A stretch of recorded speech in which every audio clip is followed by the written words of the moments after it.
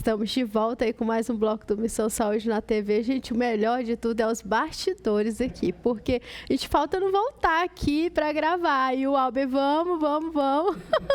Porque tanta informação, aí a gente fica aqui, começa a discutir casos aqui, então é muito bacana, né? Doutor, assim, a gente já discutiu bastante aí no primeiro bloco, o senhor já mostrou pra gente onde fica a vesícula, né, os fatores de risco e tudo. E eu queria, assim, saber, assim, das outras questões, não da vesícula, porém que não seja cálculo, né? Perfeito. Tem algo. Vamos começar falando da colecistite aguda, né? A gente falou que a principal complicação da colecistite aguda é litiásica, né? Calculosa. Só que existe também a acalculosa, a litiásica. Então, existe essa vesícula, pode inflamar mesmo sem cálculo, gente. Quando acontece isso, né?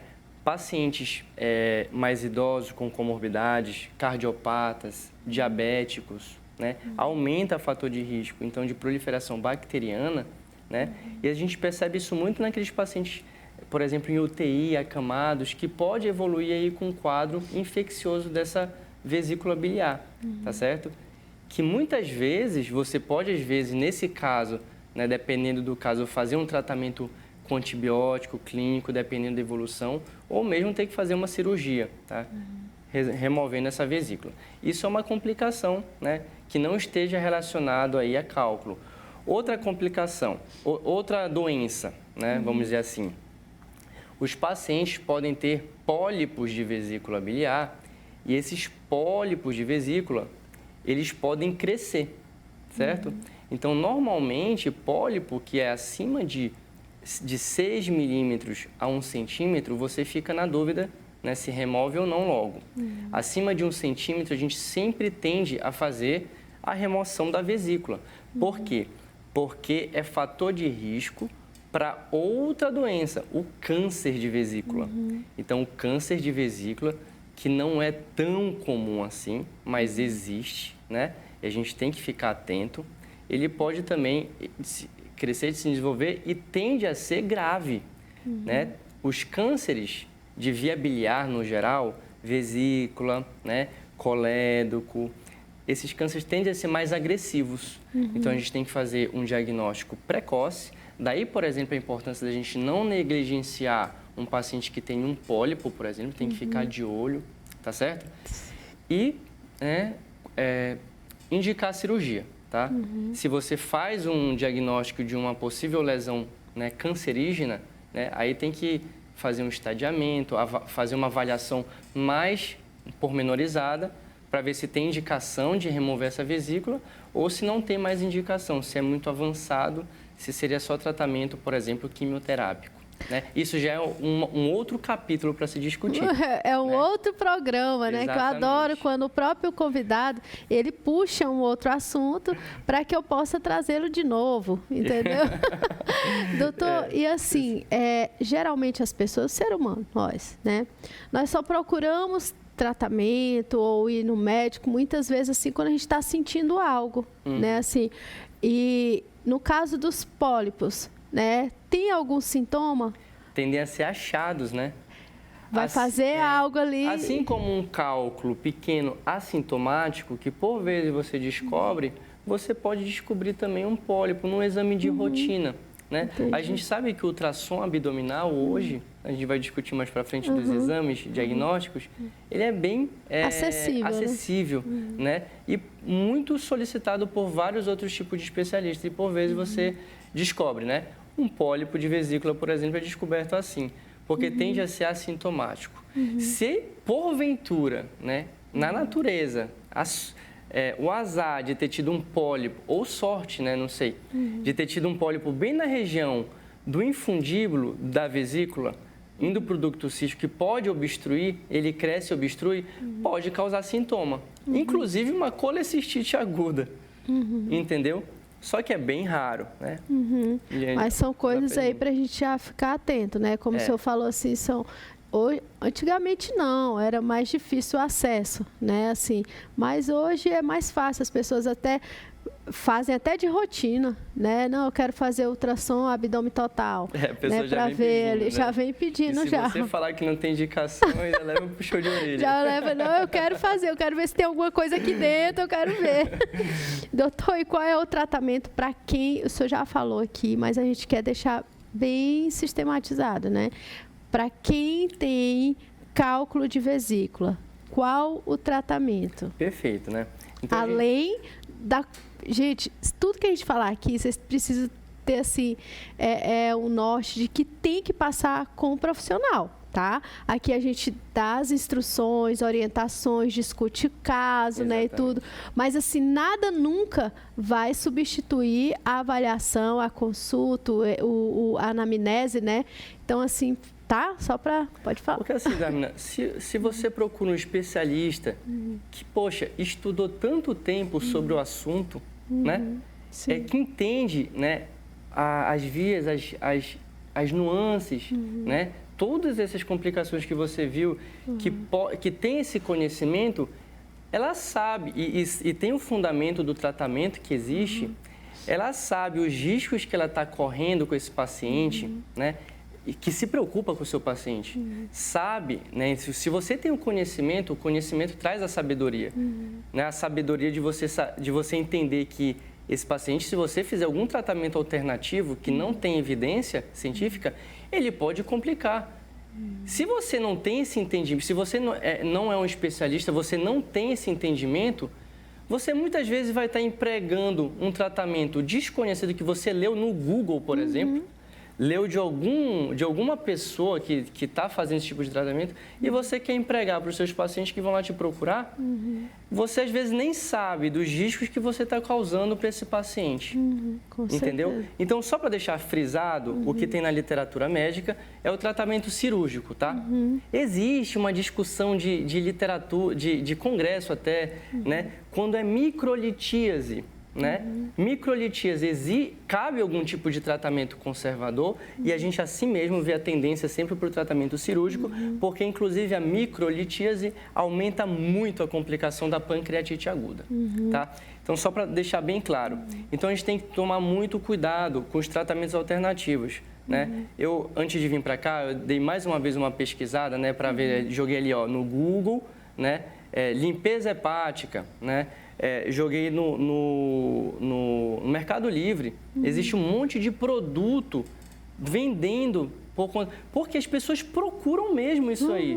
Né? É alguma coisa, eles, eu acho que sentem que é cortar um caminho e acham que estão fazendo um tratamento efetivo. Como eu disse você, protelando. 2 pacientes meus, obesos, né? Com fatores de riscos importantes, diabético, problema de pressão arterial, problema até de coração, né? Que fizeram, eles mesmos durante a enfermaria, durante o longo tratamento deles, porque complicou, me falaram na enfermaria, doutor, eu fiz tentativa por 2 anos de fazer esse tipo de limpeza hepática, né? E ele mesmo percebeu e chegou na conclusão, né, do que ele fez, né? Então, assim, o procedimento cirúrgico foi excelente, removi a vesícula, fiz um outro tratamento que é o da CPRE para desobstruir a via biliar por endoscopia, que eu vou discutir daqui a pouco contigo, né? Resolveu muito bem, só que esse paciente obeso, né? E quanto tempo que ficou sofrendo? Igual tu falou, 2 anos aí fazendo... Saiu, ficou bem, graças a Deus, né? Foi uma lição, né? Então, a gente tem que tomar cuidado, né? A gente tem que procurar um especialista para que entenda do assunto, para poder orientar bem a gente, né? Não, e assim, cada caso, um caso, em determinadas situações, como outros programas que a gente já discutiu, que tem os tratamentos alternativos e tudo, mas tem coisa que não tem o que discutir, né? Exatamente. Vamos dizer assim, né? Tem coisa que não dá para fugir, que é isso e pronto, né? Porque você vai, aí igual já foi mostrado aqui, aí você vai complicar, vai ter outros transtornos maiores aí e até risco mesmo de vida, né? Que é vamos dizer assim, o fim do poço, né? Exatamente. Então, é isso que a gente precisa ter sempre em mente. Então, só só para deixar bem frisado, o paciente chega com uma cólica biliar, que não é colecistite, não está complicado. A gente pode entrar com medicamentos analgésicos, sintomáticos, para vômito, para tentar sair dessa crise. Aí você faz um preparo, né, um pré-operatório, né, pede os exames necessários e programa essa cirurgia. Né? Existe doença biliar genética, coisas mais raras, tá, Dármina? Que são predisponentes à formação de cálculo. Então, pessoas muito jovens, às vezes, que fazem cálculos dentro do fígado, né? Muitos cálculos. Então, assim, existe tratamento clínico para tentar auxiliar, né, esse paciente? Existe. Por exemplo, existe o ácido urso desoxicólico, que ele tende a afinar um pouco mais a bile, dificultando a formação de cálculos dentro da via biliar intrahepática, tá certo? Então, assim, são alternativas, mas mesmo esses casos, quando são múltiplos cálculos na região da via biliar extrahepática, fora do fígado, né? Se quiser, pode até mostrar aqui aquela imagem do fígado para mostrar o que eu estou falando. Essa aqui, por exemplo, olha. Então, o cálculo pode formar aqui dentro, entendeu, Dármina? E, às vezes, com o tratamento auxiliar, esse paciente fica tomando esse tipo de medicamento.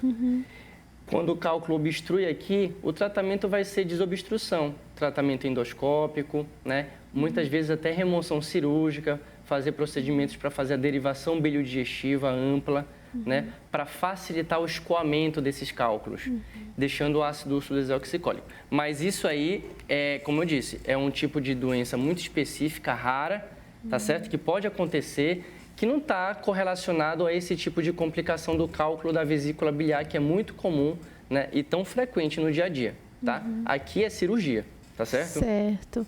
E assim, quais são os cuidados em relação à cirurgia de vesícula? Como que é? Faz por vídeo, Perfeito. corte? Como que funciona? Hoje, né, difundiu-se muito a videolaparoscopia, tá? Inclusive, é um dos primeiros procedimentos cirúrgicos ensinados em residência médica. Você começa a sua curva de crescimento de aprendizagem já na residência de cirurgia geral, por 2 anos. Você se depara com esse tipo de tratamento já.